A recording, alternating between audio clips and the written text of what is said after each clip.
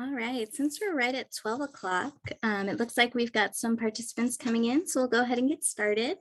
I just wanted to thank everyone for joining us today. My name's Michelle. I work with Diversity and Social Justice Education, as well as the Y. And Friday Forum and Conversation Cafe are a partnership between the University YMCA and Diversity Education. So both of our offices are located at the Y. If you ever want to come visit us, we'll be back on Monday. Thanks for joining us virtually. I know the snow kind of ruined some of our plans for in person, but we will be back in person next week as well as here virtually. Feel free to leave comments in the chat, or there's a Q&A function throughout the presentation that you're welcome to use. And then for view, near where the little video is, you can select speaker view. That way, while our speaker is presenting, you won't see some of us here who are just introducing him. So I'm going to pass it off to Jennifer Bergmark, who's a part of our Art at the Y committee, and she's going to introduce our speaker today. Thank you, Michelle.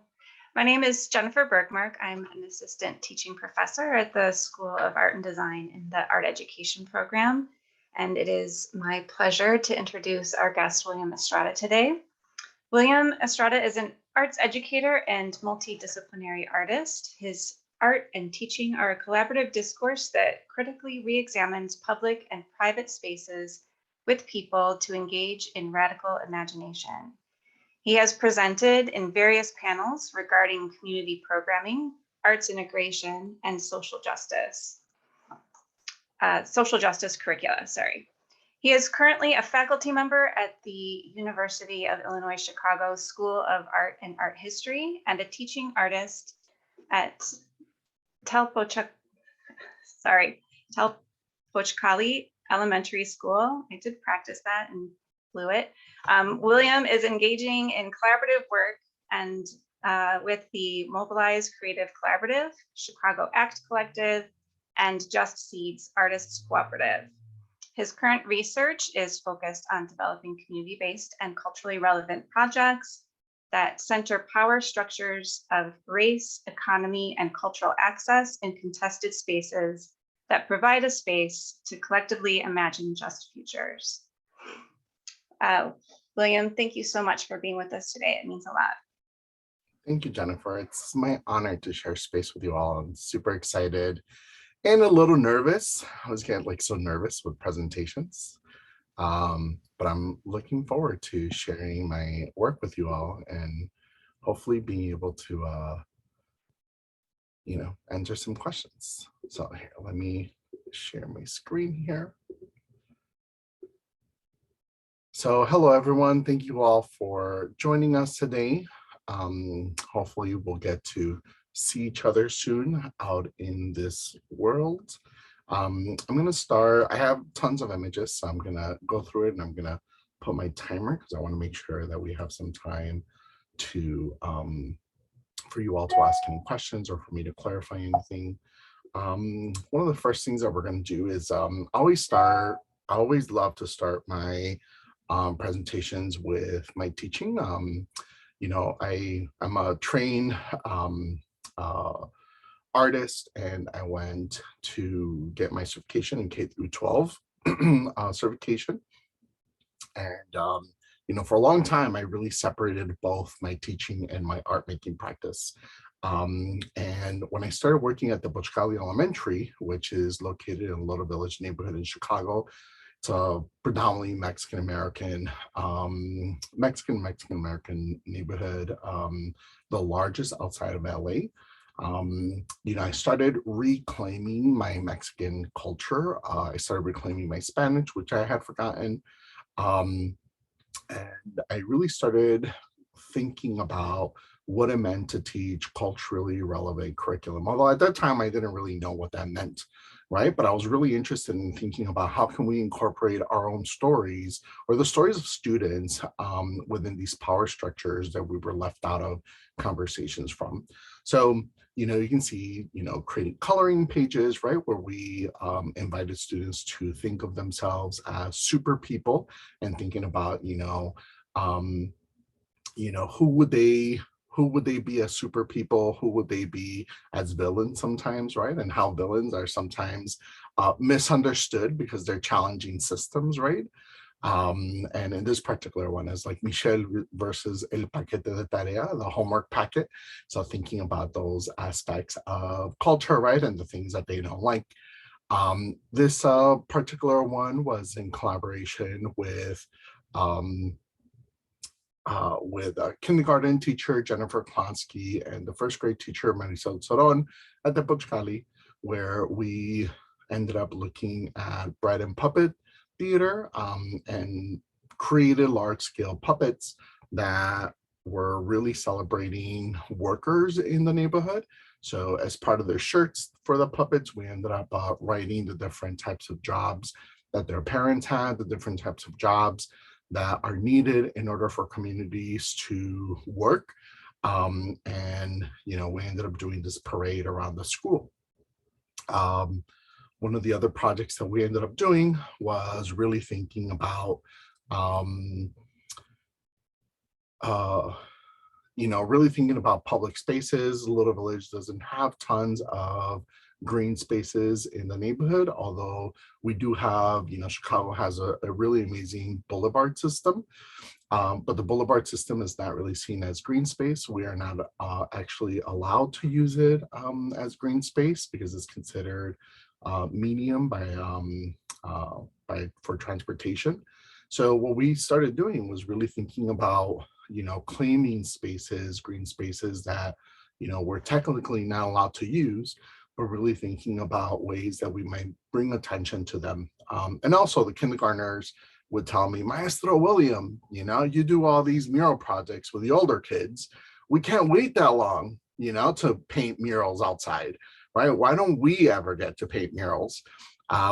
So this was one of the first projects. And then later on, we actually started painting murals on non-woven fabric, so they could be more accessible to some of the younger students. But I particularly love this painting the strips of color around it, because we really started thinking about using the space in more, you know, activating these public spaces that we had access to. And I don't know if you're able to tell, but in this little tiny corner here of the picture, we have birdhouses too. We started building birdhouses and installing them. And part of that process was also to talk about migration and nesting, right? Like, what does it mean for us to build our homes? What do we need in order to build safe homes? But these were really great conversations to engage with younger students.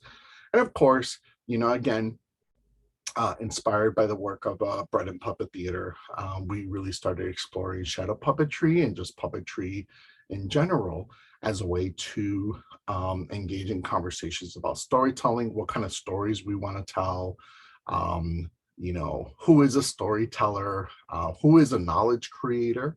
And these were also conversations that I'm really curious to explore with students.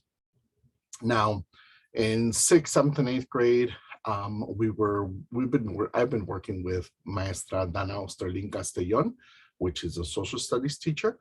And we've been really exploring Latin American history. And in this particular piece, we were studying the Arpillera movement in Chile that happened in the 1970s, and how the Arpilleristas started looking at sewing and started working with sewing and the remnants of their loved ones' clothes as a way to document the atrocities committed by the Pinochet dictatorship. And in this case, what we ended up doing is we started interpreting that work, analyzing, and really thinking about exploring why people emigrate to countries, how how migration happens, how people actually end up coming to the US, and then the realities that people encounter once they're in the United States.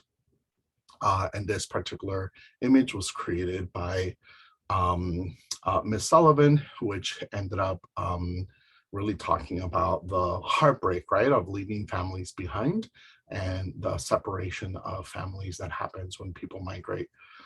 In this case, we're working with 5th grade teacher, Jorge Mojarro, that we were exploring invisible labor in the neighborhood.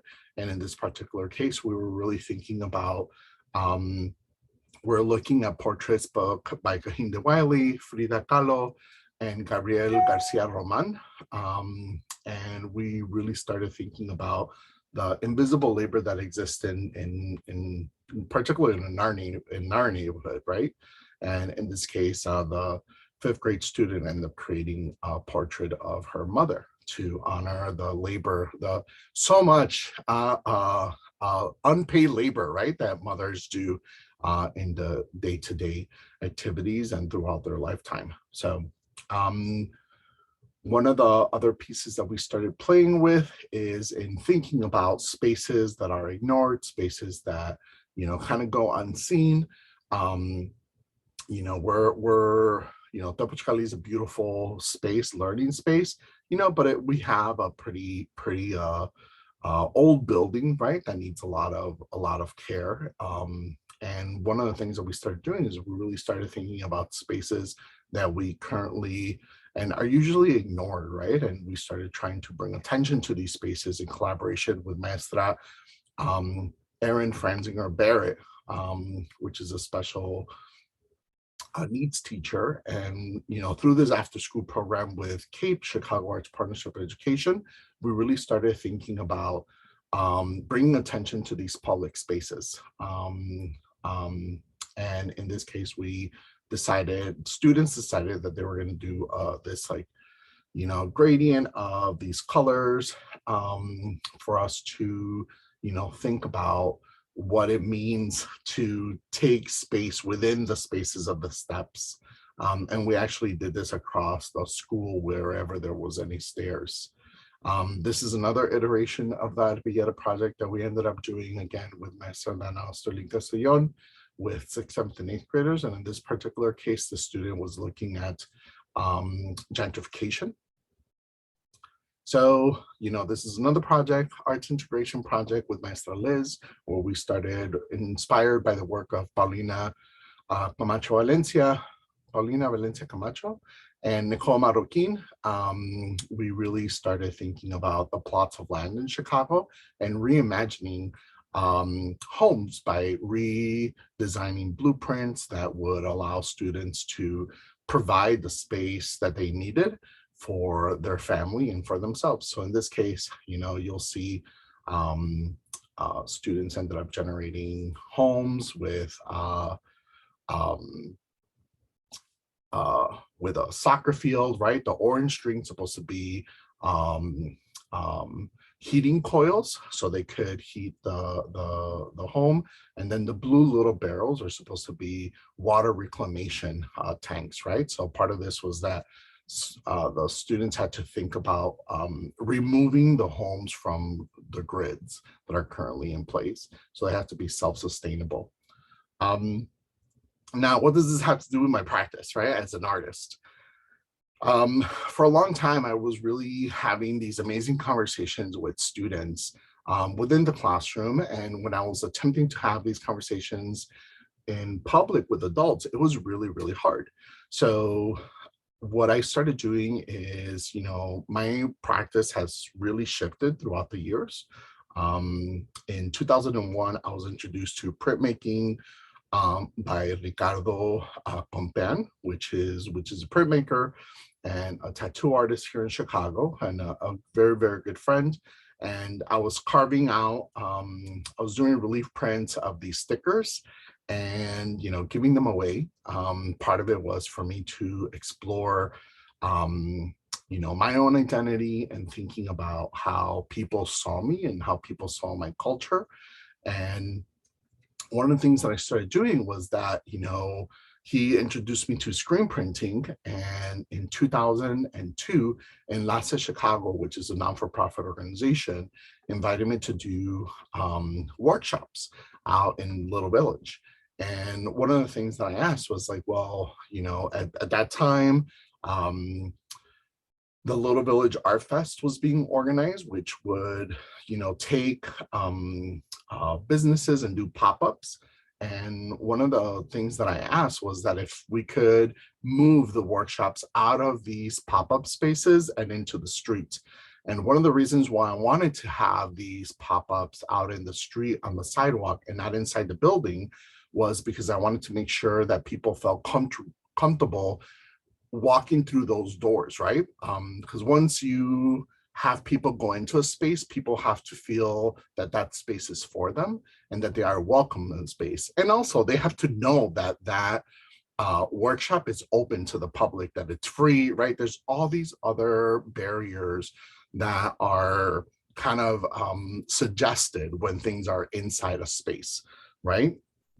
And I became really fascinated by the idea of removing, as many barriers as possible.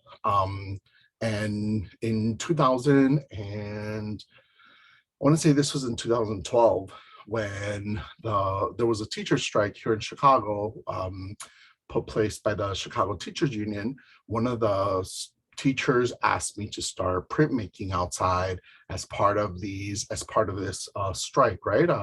As part of the protest.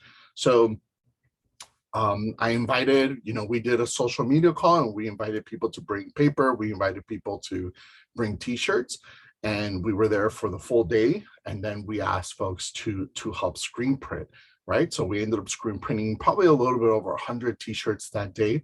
And that first workshop in 2012, although I had been doing workshops intermittently throughout the years, they weren't very intentional. It was just kind of like whenever I could, whenever people would invite me.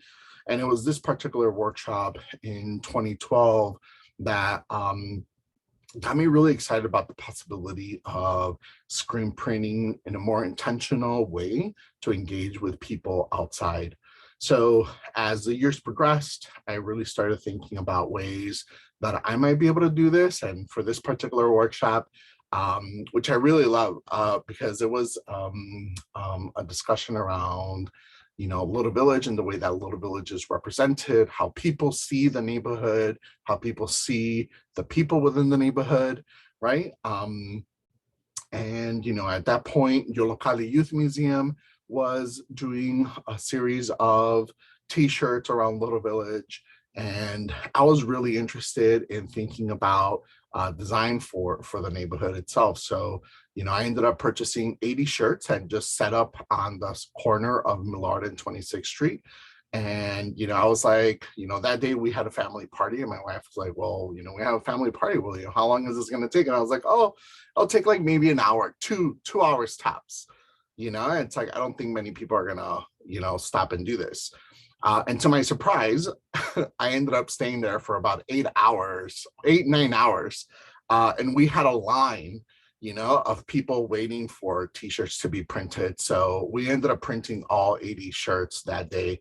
And people were really excited to engage in conversations. People were really curious about like why I was doing this, what I got out of it, right? And in 2014, 2015, 2015 actually, Three Arts Foundation, which is an amazing arts organization here in Chicago that supports women artists, artists with disabilities, and artists of the global majority, asked if I would be interested in applying for a crowdfunding sourcing project. So I ended up applying for the mobile street art cart. And I was inspired by the mobile vendors in the neighborhood. I grew up in Guadalajara, Jalisco, in Mexico. So, the tianguis, the market was a big thing. We would go every Thursday and every Sunday to these markets. And I was really interested in building this mobile street art cart. Now, I'm not much of a builder, so I ended up asking a friend to help me create it, and he was not able to because he was actually going to go to a fellowship to Brazil. But he introduced me to Adrian Celaya, which is an artist and does a lot of woodworking and construction work. And Andres Celaya is actually the one that built this cart for me, right? We met for a period of months to try and figure out what this will look like. And this was kind of the results of that. And I was extremely excited about the possibility of doing these workshops out in the neighborhood where, you know, I saw mobile vendors as these cultural ambassadors, right? Like they were bringing people together. You see vendors in various communities, right? Selling goods, selling services. And I was really interested in that idea as a way to engage people in making art and reclaiming art as a tool for resistance and celebration. This is my youngest, Ilana Lo Estrada, you know, helping me do a workshop. And part of the workshops, you know, that I do with a mobile street art cart, they're all really related to cultural organizing, right? So I do a lot of screen printing on paper, on tote bags, on t-shirts, I do button making, I do stickers, banner painting, anything really related to grassroots organizing. And I've been pretty consistent about just doing that. Right now, I'm actually working with Bill Brown workshops, specifically with Andres Lemes-Spont, to do like an art card 2.0. That's a little lighter because this card is about 150 pounds by itself. And then I usually carry about 90 pounds of materials. So it's like a little bit over 200 pounds and it's like ridiculously heavy. And right now Andres is redesigning it, and hopefully it'll be done within the next like month and a half, 2 months. And that cart will be about 50 pounds. And then, you know, maybe about like 90 pounds once materials are put in there. So I'll actually be able to ride it just on my bicycle.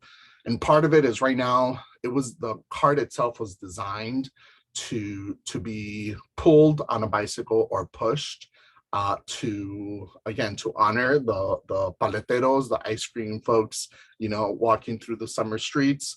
But it's just too heavy, and I'm a big guy too, you know, so it makes it a little bit more challenging. And I currently just bought a cargo bike so I can actually pull it. That is pedal assisted by electricity, and also so it can slow me down, right? Because sometimes I would be doing workshops, 2-3 workshops in different neighborhoods in the city, because I really enjoy it.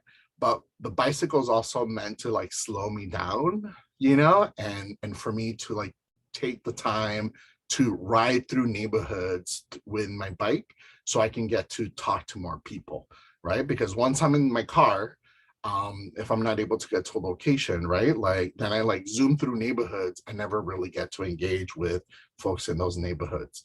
So this was a collaboration with Aram Cifuentes as part of her exhibition at the Hyde Park Art Center. This was a collaboration with the Art Institute of Chicago as part of their Martin Luther King Family Day. This was another collaboration with Aram Cifuentes as part of the voting project that she's been doing for the last couple of years. But a lot of the conversations, a lot of the work that I do is in collaboration with other artists, in collaboration with communities. I don't go into communities that I'm not invited into. So in order to go into a community, I have to be invited, you know, and it doesn't have to be like a super formal, you know, invitation by an organization, but, you know, just people saying like, hey, William, this thing is happening in this neighborhood, you know, you should come through and make art about this. And a lot of the work that we end up doing is the intention of these projects were to, you know, for me to generate designs in response to things that were happening in neighborhoods and communities. And the purpose was for me to generate new designs every single time, right, that were really relevant and responsive to whatever was happening. And what I've been learning through the last, you know, 7 years that I've been doing this now is that, you know, some of the same issues, some of the same things are happening across neighborhoods. So some of those designs have started to be reused, although as an artist, this is also an opportunity for me to like really take time to learn about the place that I'm in and have conversations. And also to think about what is the role of artists, right, in ethically engaging in communities that we may not live in. So part of these is also like thinking about, you know, what do people want in the neighborhood, right? In this case, if you notice, right, like this is very similar to the Little Village neighborhood, Little Village love shirt design. And you know, Little Village or South Lawndale is divided into, or Lawndale is divided into South and North Lawndale. North Lawndale is predominantly Black. South Lawndale is predominantly Mexican. And North Lawndale residents were like, well, William, you know, you're making these T-shirts for Little Village, like what about us, right? So in response to that, right, like we ended up getting, again, 80 T-shirts, right, set up on the street corner that was, you know, as busy as possibly we could, right, and then just try to convince people to screen print with us. And one of the reasons why I also set up on street corners is because of the discussions that happens about, like, you know, it's for me specifically as a brown cis male, you know, what does it mean for me to be on a street corner, right? Giving goods away, right? Like engaging people in public. What does that mean? What does it mean for me to try and engage with other men? What does it mean for me to engage with women? What does it mean for me to engage with children?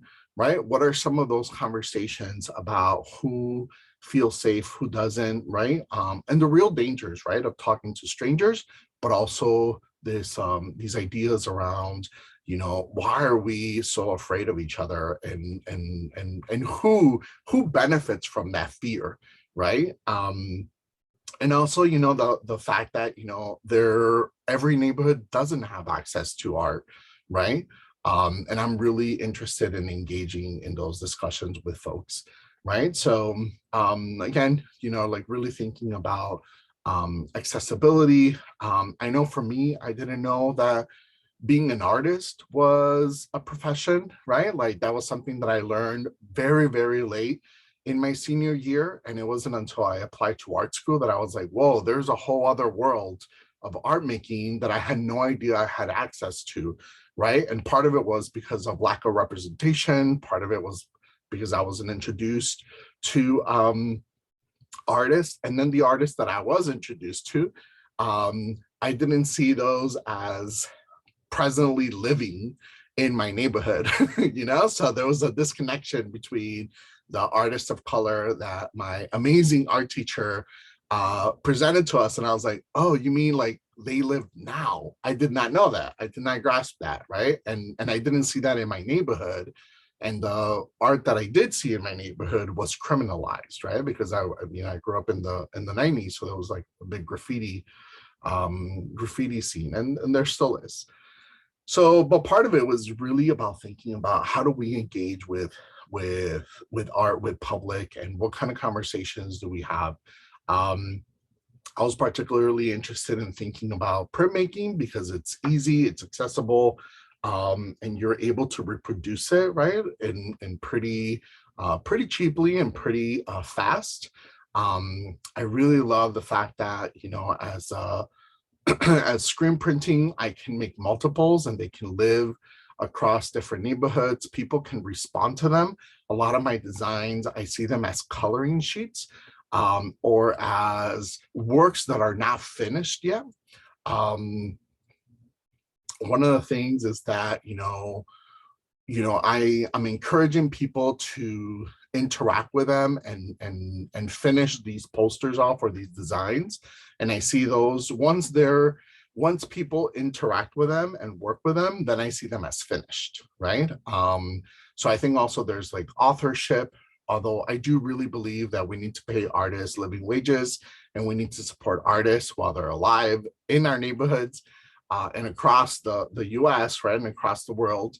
I also believe that, there needs to be accessibility, right, for the art so people can see themselves represented in the work that is being generated. one of the things that we've been doing and learning is really thinking about people's excitement that they get. You know, a lot of the discussions that I have with folks are around is like, oh, well, especially with adults, right? It's like, they're like, oh, my children aren't here, because they see art workshops as geared towards children and not towards adults. And part of these conversations are, you know, really meant for the adults, right? Like the art cart was made to engage adults.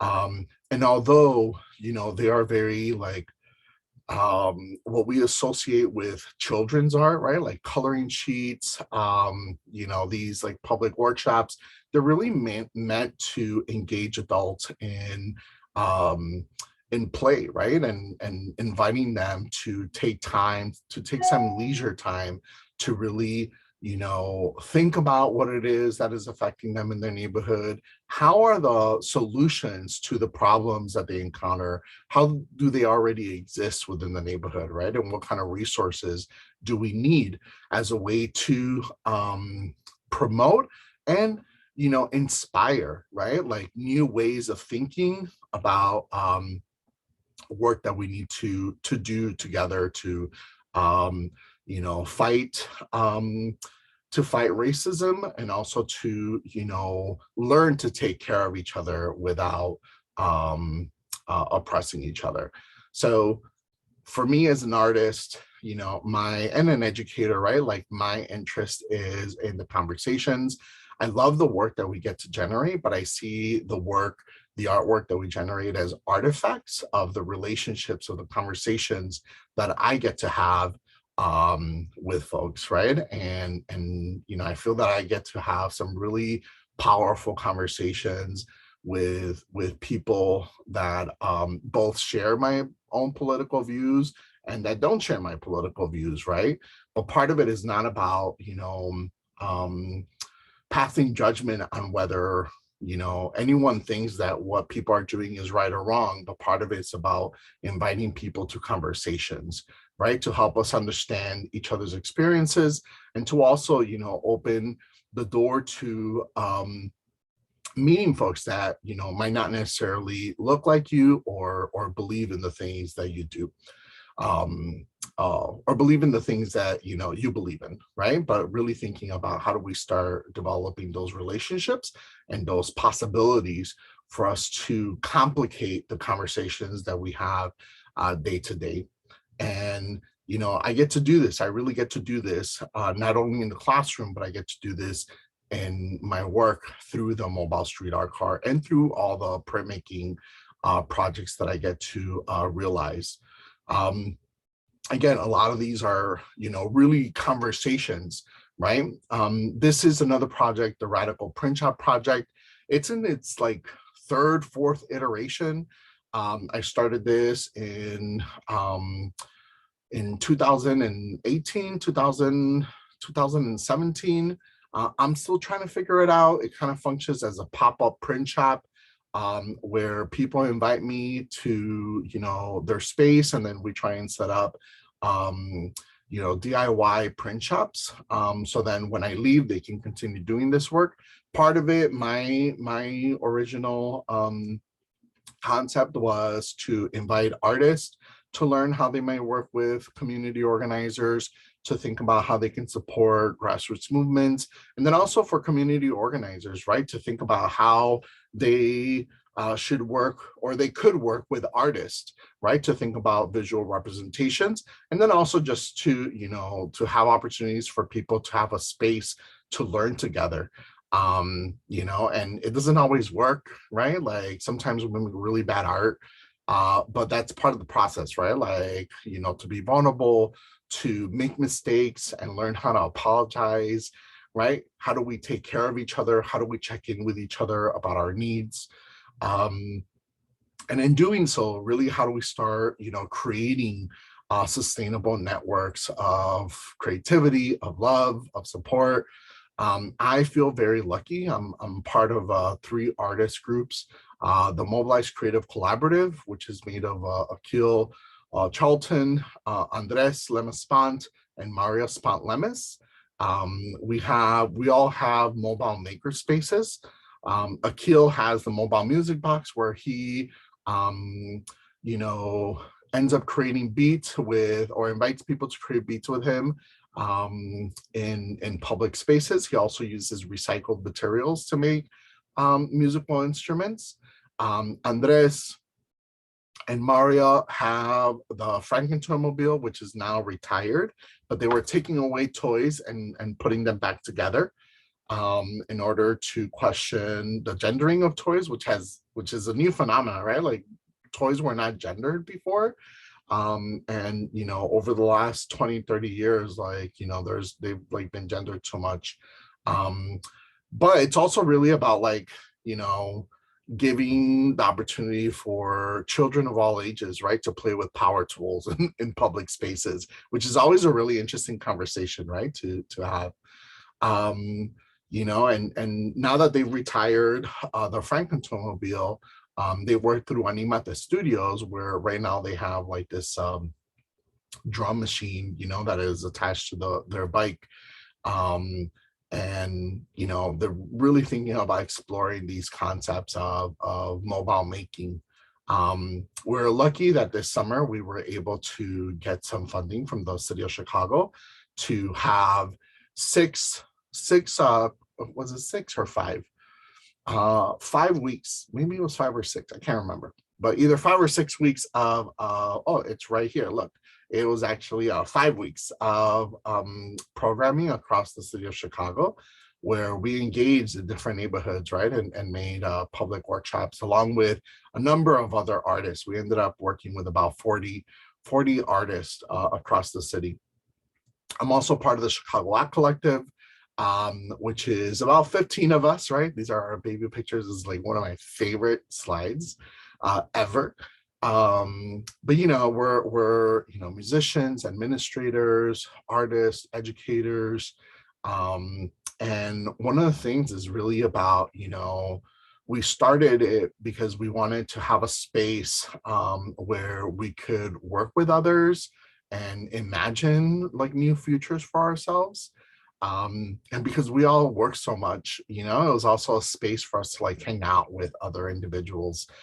This was in collaboration with the Little Village Environmental Justice Organization, which, you know, in the summer of 2020, Hilco, which was a power plant, ended up taking down a smokestack, and as part of the smokestack coming down, ended up really creating this huge smoke cloud in the neighborhood of Little Village, which was only, you know, like blocks away from where I live.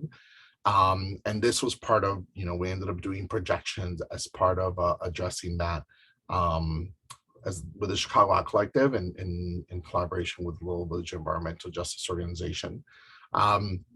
This was another collaboration with the Housing Action Illinois, which is a conglomerate of various different organizations working around housing rights across the state. And these were some of the designs that were created for that. Part of it was to overturn the rental stop that we had on rental control here in Chicago, and making housing more accessible, right? This is a collaboration with Access Lab Chicago with Dr. Patricia Wen from Northwestern University here in Chicago. And we're constantly trying to really think about what collaboration looks like with others, right? And creating opportunities where we can both learn from other folks doing the similar work, and then also, you know, practice, right? Like practice the work that we're attempting to do. Now, one of my favorite things about the Chicago Art Collective is that we get to hang out together, and we've been camping. We camp and we hike, you know, and we've been doing this for a couple of years and really thinking about what does it mean for us to be in nature, right? Reconnecting with nature, reconnecting with these spaces. And this is a design that I just literally designed I want to say like a week, 2 weeks ago now, although it feels like so long, but in the last like 2-3 weeks, and by an invitation by Paulina Camacho, to think about, what the collective means to me specifically, right? The other cooperative or artist community that I'm part of is Just Seeds. I'm a pretty new member, right? Like I've only been part of the Just Seeds Artist Cooperative for the last like 2-3 years, although they've had a huge influence on my own teaching practice. They started in 2001. It's an artist cooperative of about 30 people, 28, 30 of us, artists from Canada, from the US, and from Mexico. This was actually a design that I just created for them as part of the community supported art, which is a portfolio where you get like artists, like folks pay into it, and then you get prints throughout the year. But one of the things that I really love about the Just Seeds Artist Cooperative is that, in 2001, 2002, when I learned about them, they were one of the only artist cooperatives that I knew at that time that were doing graphics specifically around activism, right? There was also Adbusters, which I really loved at that time. And of course, like Bread and Puppet Theater, which is they're like amazing. They're like these gods of art to me, but they were really showing me how to do this work and what this work could look like. And that was one of the things that I was really excited about.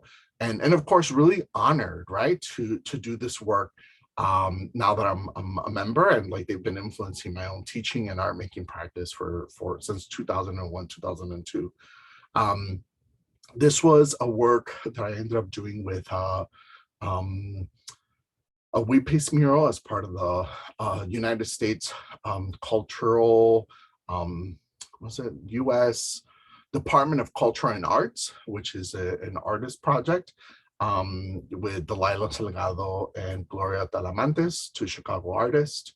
Then I'm going to go through a couple, right? I'm part of the Teaching Artists Guild. If you all don't know about the Teaching Artists Guild, they're going to be putting on a conference on April 7th, 8th, and 9th, I believe, to talk about teaching artistry and labor across the US. But these are some of the designs that I've just been creating in collaboration with folks that were just released through the Just Seeds Artist Cooperative headquarters or the shop. And, there's a couple of other projects that I'm part of, right? The Chicago Neighborhoods Family Portrait Project, which is photography. I do these mobile photo studios. That's my middle child, Taolina Estrada. I set up in different neighborhoods that I'm invited into and photograph families, provide 8.5 by 11 portraits. Part of it is to think about who gets to claim neighborhoods. What does it mean to have a family portrait? What do you, how can you claim spaces? And then also, the importance of documentation of people's experiences and existence in places, so those stories can be passed down to other generations, right? Another project is I started this with the support and encouragement of Joseph Spielberg from Chicago Arts Partnership Education from CAPE. I started this Arte with Maestro William, which is a YouTube series that really explores what does it mean for like this brown cis male to speak Spanglish and do these recordings of me reading to people, of me making art, making mistakes. Sometimes I don't know, I forget what I'm talking about, and I'm like, what's that word, and I like stop and think about it, and then I'm like, I can't remember, but what does it mean for, us to be vulnerable? How do we think about making work in a critical way? What does it mean to approach work from the stance of like love and, specifically as a male, right? And what does that mean, right? Right now, the show itself has been in hiatus because I'm like trying to manage time and doing all that good stuff. But I'm trying to, hopefully make some more videos in the next couple of weeks. And then the last project that I'll talk to you about is this newest project This has been in my brain for the last like 6-7 years, and last year I got to meet the amazing Jasmine Cardenas, which is a theater artist and works with primarily theater, the oppressed exercises. So we ended up applying to the Illinois Humanities grant, and we ended up getting commissioned to create 2 series of video puppet plays, or puppet stories, we're calling them. And we're calling them experimental because, you know, although I've taught puppets before, I've never produced shows for them, right? So we were all learning how to do audio, we were learning how to do video recording, we were learning how to, you know, Jasmine is an expert in theater and script writing, you know, but we were learning how to do this stuff together. So this is actually going to be going up live in the, you know, the Illinois Humanities will be exhibiting this work in late February and early March. So, you know, you'll have access to that in the next coming weeks. But that's my work. There's a couple of questions here. I'm going to stop sharing.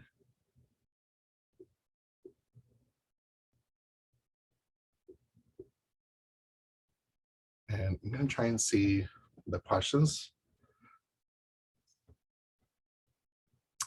Rosie, so Rosie is asking, I don't know, are you all able to see the questions? Yeah, okay.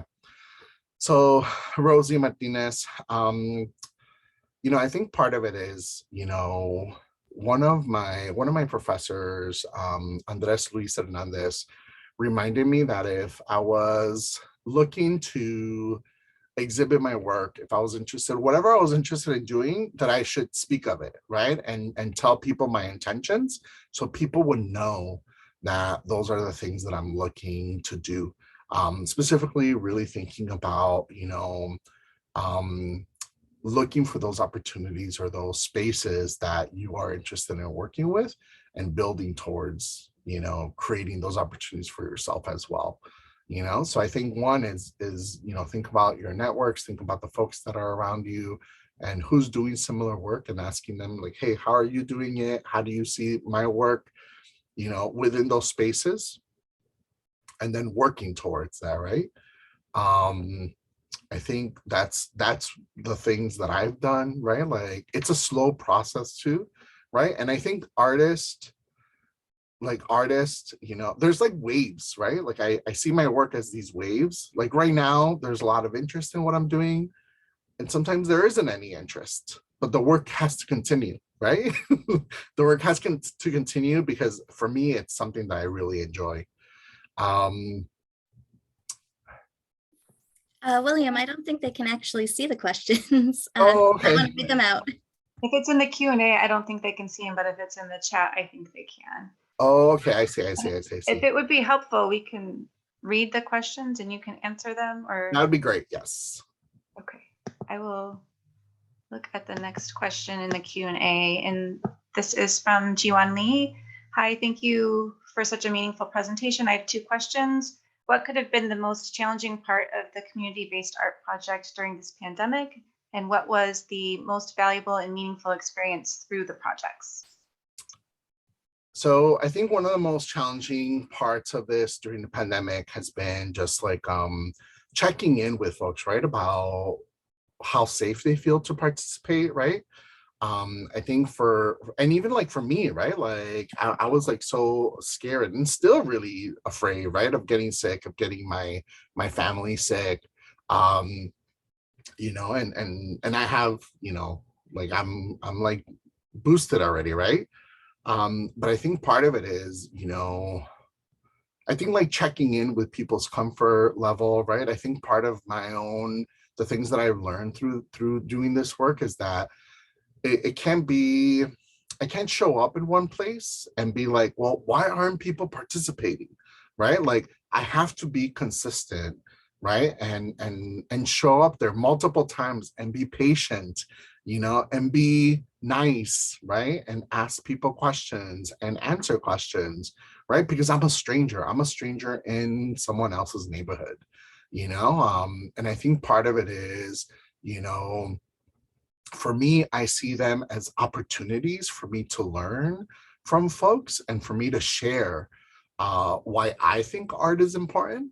And I'm hoping, that in the end, they will feel the same, right? But part of it is whether they want to be part of these larger projects that I'm thinking or not, right? Like they still get to engage with this art making as much as they will like, and I'm there to learn from them, right? I think it's that position of power, right? It's like I'm not going into a neighborhood and be like, oh, look at how amazing I am, like shower me with your love and smiles and gratitude.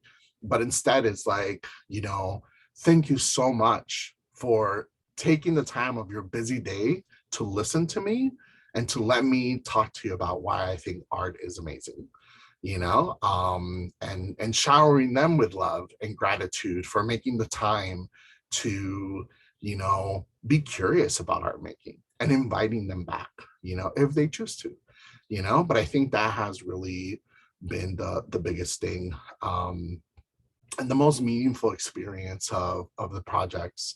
And I try and approach teaching in that way in general, right? Like students are there sometimes because they have to be, but I'm really excited that they're choosing to listen to me and choosing to make the work with me. Thank you, William. Sophie Wentworth said, I was really interested to hear you discuss how holding art projects in enclosed spaces can often suggest barriers, whereas arts programs out in the open can allow for greater accessibility. How do you think we can achieve more accessibility in arts programs that are required to take place in an enclosed space, for example, a classroom? Is it possible to achieve the same level of accessibility, or does the dynamic of the classroom automatically create some level of inaccessibility? Ooh, Sophie, that's such a great question. I think arts programming should exist everywhere. That's one, right? I think it should exist within spaces, within institutional spaces, within cultural spaces, within classrooms, right? And out in neighborhoods across the city, right? Like across the state, in metropolitan areas, in rural areas, in convenience stores, in gas stations, right? Like anywhere where there's people, right? And I think part of it is, there's always a level of inaccessibility just by being present, right? Because you have to then be present, even virtually, right? Like you have to have access to broadband, you have to have access to the technology, right? There's always a level of accessibility. So I think part of it is like, how can we create, and not just one individual, right? But how is their funding? How is their supports? How is their networks to materials, right? That makes art more accessible across different spaces, both, in real life and digitally, and across communities, So I think part of it is, how do we ask our policymakers to support more cultural arts in our state, right? How do we, ask our principals and leaders of cultural institutions, how can the work that they're doing, the programming that they're thinking of, how are they imagining that work existing out of those cultural institutions, right? Because I think we all need to do some of that work to remind folks that programming can look differently, right? And it doesn't have to be just one thing. And we shouldn't expect for programming to be one thing and for that to solve or answer a lot of the questions, right? I think the question is like, how can we create more questions and more opportunities to answer them? Great, thank you. We do have a lot of great questions coming in, so I'm going to try and get through them. Consalo said, please share more about art as a vehicle for communicating across language differences, especially with immigrant and refugee communities. Thanks. Yeah. Oh, that's a hard one, Ian. I don't know if I have the answer for that. You know, I mean, I could say like art is universal, but it isn't always, right? Like I think it can be, you know, if you've been part of, you know, if you've grown up with art, right? Like we learn how to read these images, but I don't think that's always the case. I think part of it is if, you know, if language becomes a barrier, right? Like thinking about how do we invite those collaborations with folks within the community.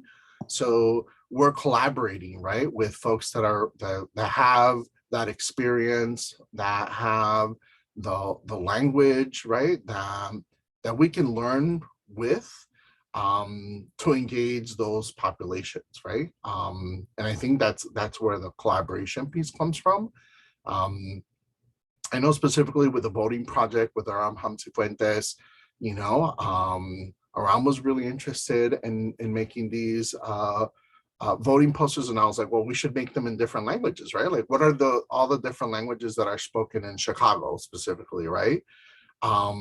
So what we ended up doing is we ended up, you know, reaching out to our network of friends and colleagues to figure out, right, like who spoke Pole, who spoke Korean, who spoke Cantonese, you know, who spoke Tagalog, right? Like, what were some of the different languages that we didn't, you know, we don't have access to, that we might be able to engage with. Great, thank you, William. Can you explain in more detail why you think art is important and how to apply art to community life? I mean, I think art, oh, there's so much that art can do in my mind. You know, I think art is, not only does it allow us to imagine things that don't exist, right? Like I literally think that without art there would be no innovation, right? Like that is the piece that brings us to question why things are happening. It makes us um you know, create new things that we could never dream of, right? And I think the making of those things brings us closer to making our dreams a reality, right? Our collective dreams a reality. Um, I think there's also a lot of joy that we can experience from making art and celebrating our own experiences. You know, it allows us a space to represent our own stories and collect these stories, right? Because everyone's stories are not always represented. I think it also gives us a space for us to heal the trauma that we experience, right? It gives us a space for us to reflect on our wants, our needs, right? On our history, on why our stories are important. Um, and also I think that it provides a different way of thinking through information. You know, I think, you know, depending on your own learning style, you know, there's you know, visual making, right, or dance or music, right, provides these opportunities for us to think about how learning can look differently for everyone. um and I don't know, I think that, you know, that is the key to art. You know, I think that as humans, I don't think we would be able to survive without it, you know, but because we have it every day in our lives, we've kind of, it's become invisible, right? Because we live with it every single day. We just don't see it as art. We just see it as a chair. We see it as clothes that we wear. We see it as music. We see it as the car that we drive, right? But all that is made by artists. I think that's why it's important. Thank you so much, William. We are getting close to 1 o'clock and we have quite a few more questions. Are you willing to stick around and answer a few more, or do we want to kind of close things for today? I told myself that I would be here till 2. So okay. People do not have to be here till 2, but I am willing to stay here till 2. As All long right. as you all are okay with that. I think we still have quite a few people here, so I will keep throwing these questions at you. So Jacob wrote, William, what a pleasure. You've been so generous with us this afternoon. I'd love to hear your thoughts on the revitalization of public spaces in our communities. We hear so much about how such spaces are on the decline in the US.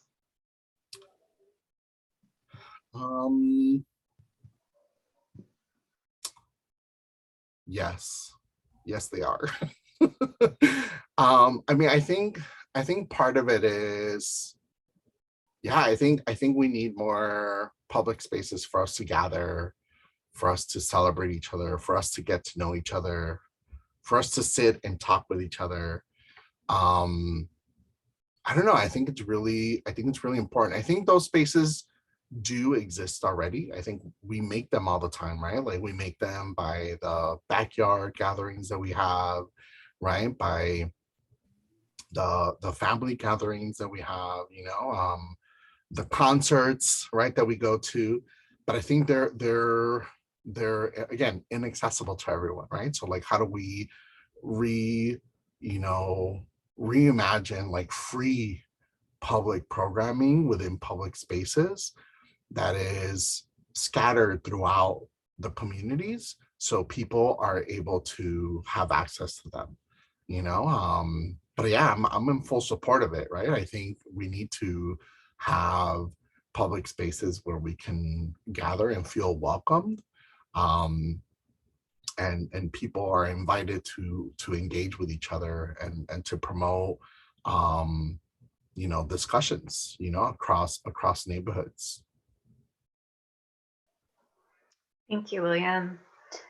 Lydia asks, previously you talked about how you were reclaiming your Hispanic culture in the beginning. I was just wondering on that journey a bit, if you researched different artists, stories, communities around that. Personally, just got to my own journey through college perspective and was wanting to branch out more. Mm-hmm. Who asked that question? I'm sorry. Lydia. Okay. Lydia, I think so I grew up between, like Chicago. I was born in Southern California, and then I lived in Guadalajara, the metropolitan area. I grew up in Loma Dorada, which is right below Tonalá, which is like a mecca of ceramics and artisans in Jalisco. And then I grew up also in a tiny little like farm community of like 100 people, right? Where my father and mother grew up, and they're like two little towns that are like right next to each other. And then, growing up in the late 80s, early 90s, I would still get in trouble for speaking Spanish, which was my primary language. Mexican culture was not taught in the schools where I went, so I completely rejected like all of Mexican culture. I refused to listen to any music in Spanish. I refused to speak Spanish, and I refused to go back to Mexico with my parents and visit family members. And I completely disassociated myself from the culture because I didn't want to be made fun of. I didn't now want to be, stereotyped. And it was really, really hurtful for me and traumatic. But when I went to college, I went to study abroad, and I ended up taking a printmaking class actually, and we traveled through Mexico, and I was so excited for that, and I realized that all my peers were really enamored and appreciated the culture, and here I was rejecting it, and it was literally, I was in Mexico City, called my mom crying, and I was like, I need to reclaim this. I need to know what this means, and it was really painful, right? Like to kind of make those reconnections. And Telpochcalli really helped with that, right? Because the Telpochcalli, like a lot of the curriculum is around Mexican culture. So I had to relearn the history. I had to relearn how to speak Spanish. And it was both wonderful and really hard, right? One of it was that the principal, Tamara Whittle, was like, William, it's okay if you make mistakes, like be vulnerable with the students because the students are struggling with those same things, right? And I think, Telpochcalli has really influenced the way that I see my work, right, as teacher and as an artist, and in the amount of care and vulnerability and love that we need in order to fully realize ourselves, right? And heal some of the trauma that we've experienced. And I'm still working to that. Look, I'm like tearing up just a little bit, it's like, because it still hurts, right? But I think part of it is how do we work through that? How do we share those stories too, right? As if we're ready to share them, right? As a reminder, right, of the struggles that folks are going through in reclaiming their own identity, in accepting like our complicated selves, right? And the stories that make up who we are, right? Thank you so much, William. Andrea Antelov wrote, I remember your art cart from Lincoln Square, Urbana, Illinois, when we brought you down here before. Still impressed, great projects. If you were to target areas uninvited, would you transit equity issues or gentrification projects be a consideration? And also wrote, is a formal invitation from an organization a solid prerequisite for a program? So no, organizations don't necessarily have to invite me in order for me to go. But I think there needs to be enough like support, right? Like to be able to go, especially like the further away that I go to places, right? It's like all this stuff, like, like all the work is funded through like these artist talks, right? Through grants that I try to write, through like any teaching that I do, right? Like I try and put a little piece of that, to in a bank account, right? Like, so I can like, pay for things, right? But I think part of so that's usually what I end up doing, right? So it just depends on the situation. But no, like people can invite me, organizations can invite me, whoever is interested, right? And having this work exist. The other thing too is that I would say to Andrea, it's like, I would focus on transit equity or gentrification if that's what was happening in the neighborhood, and whoever invited me, if that's what they were interested in focusing on, right? I mean, I have tons of stuff that I'm interested in, right? But if it's not the neighborhood that I live in, if it's not the neighborhood that I'm working with or in, as an artist, I wouldn't feel comfortable being like, well, this is what should be important to you, right? And instead saying, well, these are the things that I'm interested in, are any of these things that I'm interested in interesting to you? And if not, that's okay, right? Because part of it is, how can we use art as a way to talk about what is interesting to the folks that have invited me? And then also, to the folks that are engaging in this project, right? That's why there's always like these prompts that are kind of open-ended and broad, because it gives up people an opportunity to access the discussion at different levels, right? Like some people can just be there to color. Some people can be there because they're really interested in the printing and the button making and the art making itself, the material. And now other people are going to be there because they're like, what is this thing, cart, William? Tell me more about the cart, right? And then other people are like, I'm really interested in the theme that you're addressing today, right?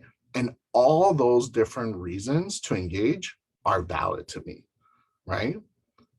The point of these workshops, of these of the projects, are to try and bring in as many people together, no matter why they're there, right? So we can talk to each other and think about why we're there. What is it that brings you? What brings your curiosity? I didn't say that right. Like, what makes you curious that makes you say, I'm going to talk to you, right? Like that's the biggest thing. However you get to that, it's completely valid to me. Thank you, William. Yvette Ramirez writes, I have a few administrative questions about collaboration as a teaching artist, since I'm studying to be a librarian and would love to bring in artists like you for community programming. Have you presented any workshops through the Chicago Public Library? If so, are you considered a vendor or a grant recipient if you're doing a project through a grant? And how can someone plan and prepare to contract a teaching artist? Those are all really great questions. I think, yes, I have done work through the Chicago Public Library. Usually I've done it through other organizations. I've done programming with libraries in the western suburbs where they've invited me, right? And again, just depends on where the library is, right? And how close to it is to my house. Really, that's like a deciding factor, right? Like how close is it to my house? How can I get there? Do I have to drive or can I ride my bike there? And I think part of it is working with teaching artists. There's different ways of working with teaching artists. You should definitely check out the Teaching Artists Guild. There's different forums on like how to write contracts for teaching artists. I can also connect you with some folks. I don't know, Yvette Ramirez, if you know Eric Reyes, that works for the public library as well. It's like they would have really great resources on contracts. And if not, of course, I can always share some of the contracts that I've been part of to help you kind of use that as a template. And I think part of like working with teaching artists is, I think it's really important for folks to understand what it is that they want from that collaboration, right? Whether it's open, right? Whether there's funding for it, whether there's already an audience for this. I think those are all really important and great questions to have. And I would say, try and invite artists that you're interested in working with. And you can start with something small and build it up. Or if you do have funding, there's like great opportunities from the city to bring in artists from from DCASE, right? The Department of Cultural Affairs and Special Events here in Chicago, but also through like Illinois Humanities, right? Through Arts Illinois, through the Illinois Arts Council, right? There's all these other ways of getting funding to invite artists or collaborate with artists and folks in your neighborhood. Great, thank you. Daniela writes, what is your process for beginning a new project and what are your sources of inspiration? Thank you, Daniela, for that question. It varies. Sometimes projects start with like curiosities, right? Like this radical print shop, started because I was like, well, I can only do the art cart, during like nice weather, right? Because it's supposed to be outside. So what do I do in winter? Because we all need more work to do, right? Just kidding. That was me supposed to be sarcastic, but I really miss working with people during winter, so that was also a way for me to think about it. I don't really have access to studio space. My studio space is like behind this wall in my basement, but I'm here by myself, right? Oh, well, my family, but like usually I'm doing stuff on my own. So like that particular project was really about, how do I make with other people, have a studio space that would be temporary, right? Where I invite people to go through the process of making with me. And for the puppets of Resistencia, like I've been teaching puppet making for like 15, 16 years at the Hyde Park Art Center. And I've always wanted to do it. I just didn't have the time or capacity. And then in like 2016, there was a call for Puppeteers of Color Network, it was called, here in Chicago. And it was to promote, right, like more people of color within the puppet network. And I was like, I want to make puppets. It's like, let me email them and see what happens, and they're like, William, your project sounds amazing. We cannot support that, but you are more than welcome to come to the workshops. So I went to the workshops, and I learned how to make different puppets. I went to visit, I had the opportunity. I also teach at the Vermont College of Art and Design in Montpelier, Vermont, which is only a couple of miles away from Bread and Puppet Theater. So I went to visit them, like I started visiting them when I started teaching them in the summers. And like little by little, these conversations like turn into actual projects. So I think, sometimes curriculum turns into projects, sometimes projects turn into curriculum. There's like I wish I could give you like a clear answer, but it's like, sometimes I'm reading something and I'm like, oh, that would be a great project, right? Sometimes I see other folks doing work and I'm like, I wonder if I could do that, right? Like, how could that be applied to like community activism or, like resource sharing, right? But yeah, and then who inspires me? There's multiple. I'm terrible with names. I'm sorry, I won't be able to like tell you these folks, but I do have a list of artists that I usually go to, and I try to subscribe to newsletters, from Creative Capital, the blade, what is it, blade Blades of grass, yeah, blade of grass. Yes, Cactus, yeah. it sounds so weird right now Blade of to me. grass, yeah. Yes. It's like I try to, NALAC, the National Arts, what is it? The NALAC, National Association of Latino Arts and Culture. There it goes. Like I tried to the Andy Warhol Foundation, right? I tried to subscribe to various newsletters just to see what other artists are doing, how that work relates to the work that I want to do, to the work that I'm doing.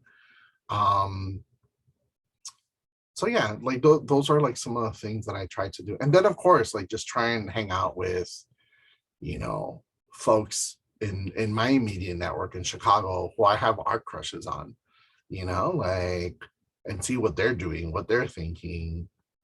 But all those pieces kind of are the things that inspire me. Thank you. Cielo Aguilera says, hi, William. I appreciate you talking about invisibility in our communities. Are there specific methods, tools you use to cultivate a culture of belonging and engagement in your classroom? Yes. So I think part of it is being vulnerable, right? Being patient, apologizing, asking students questions, asking students, hey, this is, one of the things that I really like to do is I try to be as transparent as possible, it's like with my teaching. I've also been, whether that space is new to me or not, right? Like obviously it's a little easier at Telpochcalli because I've been there for 20 years. It's like, but even if I'm new in one place, depending on the time that I have as well, very much kind of like today, right? Like I try and be as transparent as possible, just to remind folks, like, I'm just a human being like you, it's like, and I make mistakes and I try and apologize when I make mistakes, I do remind students that, specifically in a classroom setting, that they have all the power and I cannot teach without them lending me their power, because I think we usually as adults in classrooms, we try to be like, we're the ones with the power, but we have no power whatsoever. It's like, because if students don't let us teach, we will not be able to teach,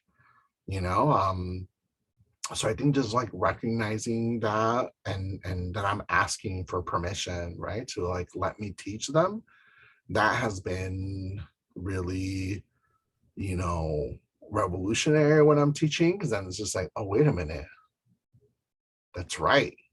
If I don't want you to teach, there's no way you're going to teach, you know. It's like, and there's a sense of vulnerability, right? Because I'm like, hey, you know, like you really that's what it is, right?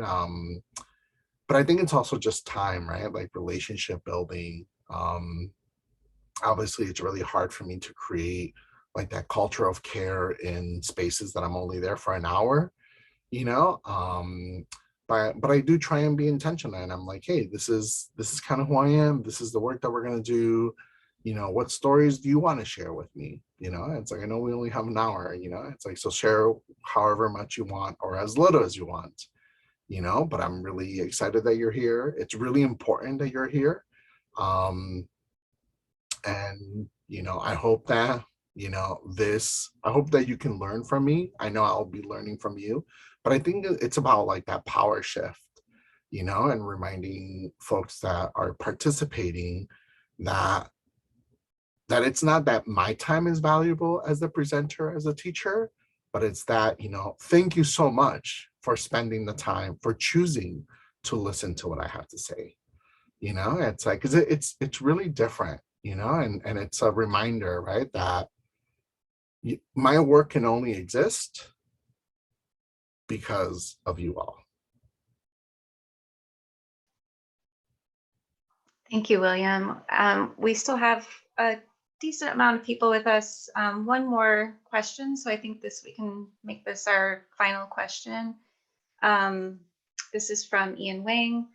One of our art professors, University of Illinois art professors, once said art is totally useless for other people because art is the expression of the artist. He said when he finished doing a piece of art, he never goes back to see it again.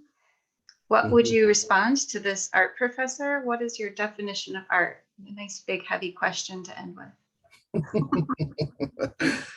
I mean, I think that's their experience, right? And I think that's a completely valid experience. I don't think that's how I would define art, right?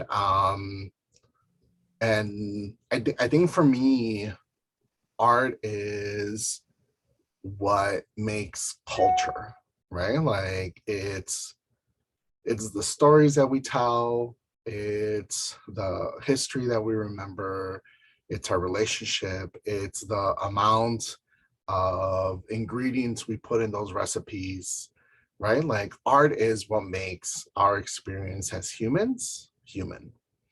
You know, and I think it's also our curiosity, right? It's what makes us um it's what inspires us, it's what makes us want to dream, you know. I think it's that I see art as, you know, I could see why that professor says that it's the artist experience, because yes, it is. It's definitely one person's viewpoint of something, you know. But I think that viewpoint in combination and in if you multiply that one experience, that's what makes culture, right?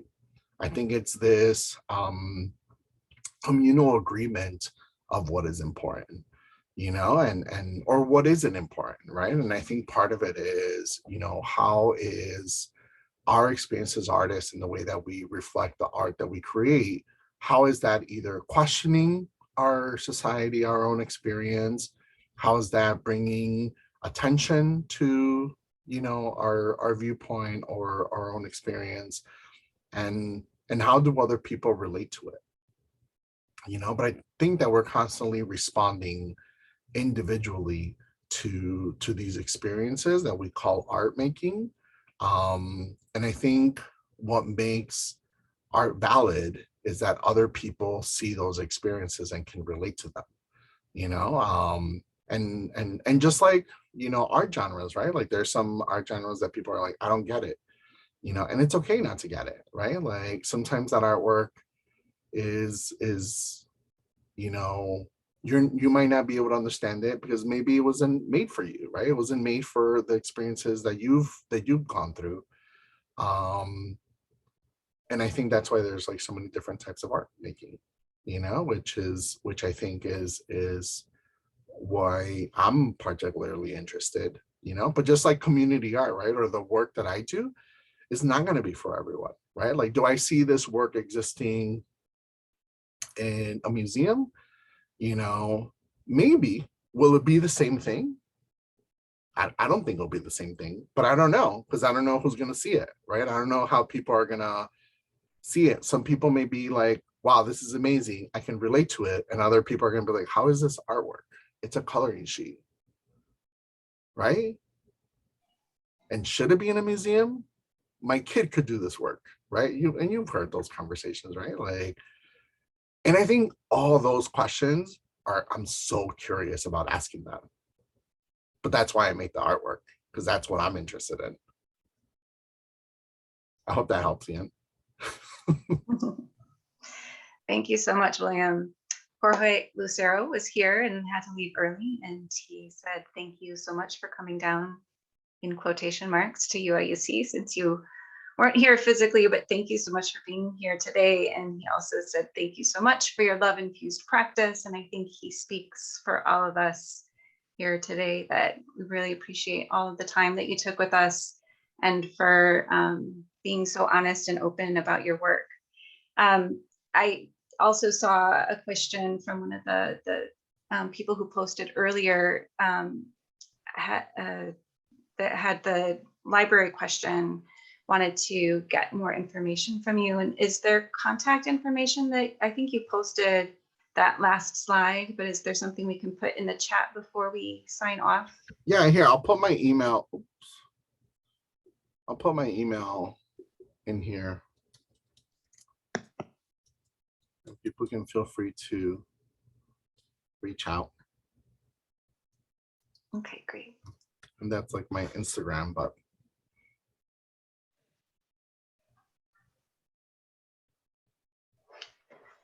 thank you so much again. I really appreciate all of the time that you took with us today. And if anybody here is still hanging out with us, please take time to go to the Y and see William's show. It will be up through March 26th. Is that correct, Anne?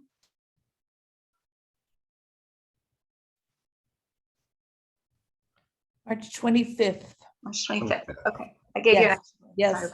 Yes.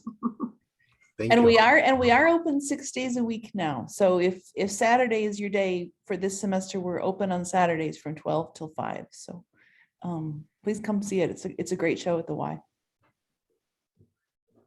Yeah, I'm really excited to see it in person too. It looks beautiful from the pictures that I've seen.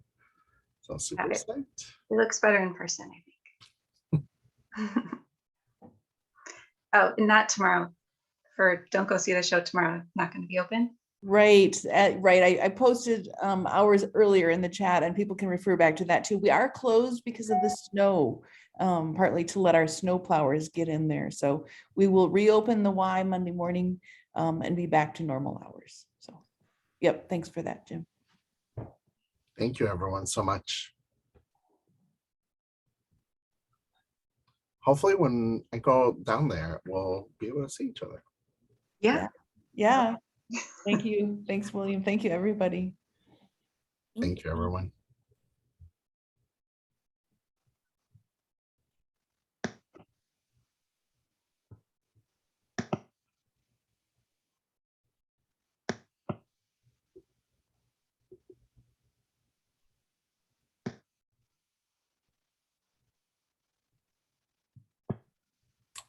I'm like just seeing that there's like a whole other, there's like open questions, answer questions.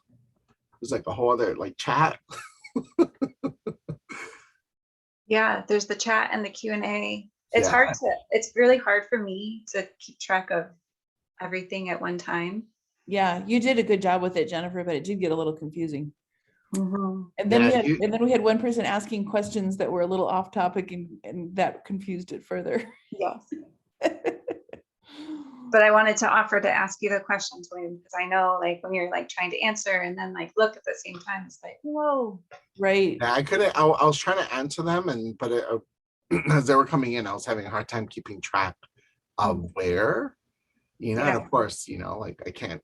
I wasn't able to like read and talk at the same time, so I was like, wait a minute, let me read it and see where did I leave off. Mhm. Yeah. Thank you so much Yeah. for doing that. I really appreciated that. Yeah. This was really good. William and Jennifer, especially we all regret having to do it this way, but I think it worked really well. And thanks for everything you put into it. Michelle, thank you for keeping the ball afloat for the Zoom.